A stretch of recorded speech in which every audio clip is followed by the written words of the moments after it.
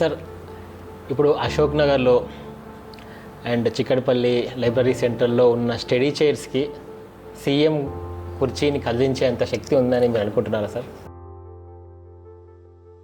2023లో 23లో sir ఇప్పుడు 2 లక్షల ఉద్యోగాలు అని ఏదైతే ప్రామిస్ చేశారో రేవంత్ రెడ్డి గారు, దాన్ని నెరవేర్చగలరనుకుంటున్నారా సార్? మనకి ఎట్లా అంటారు సార్?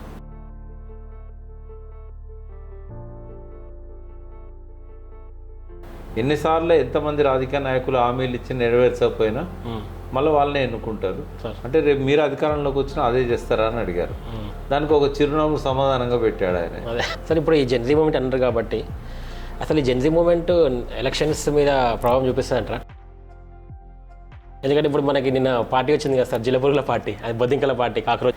అదే సార్, యూత్కి ఆవేశం ఉంది, మీలాంటి వాళ్ళ ఎక్స్పీరియన్స్ యాడ్ అయితేనే అది డెఫినెట్గా it can be going to right direction కదా సార్. అది డెఫినెట్ కావాలి సార్. సో మళ్ళీ సార్ మన నియామకాలకు వస్తే సార్, ఇప్పుడు ఈ 2 లక్షల ఉద్యోగాలు ఇట్లాంటి ఒక నెంబర్లు చెప్తారు కదా సార్, ఏ ప్రభుత్వం అయినా నిజంగా 2 లక్షల ఉద్యోగాలు what ever number it is right sir. Sir ఇన్ని కష్టాల మధ్యన మళ్ళీ మనకి ఇప్పుడు ఇది చూసుకున్నట్టయితే నిరుద్యోగులు ఎగ్జామ్స్ రాద్దాం అనుకుంటున్నప్పుడు ఈ కాన్స్టిట్యూషనల్ బాడీస్ ఉన్నాయి ప్రతి స్టేట్లో.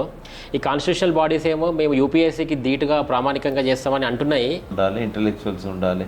అప్పుడు పెట్టిన ఉద్దేశం అది. ఇవాళ సగం మందికి పైన క్రిమినల్స్ ఉన్నారు అక్కడ. రైట్. తెలుగు కళ్ళ వాళ్ళని అక్కడ దాకా పోనిస్తలేరు. ఏం చేస్తాం? అవును సార్.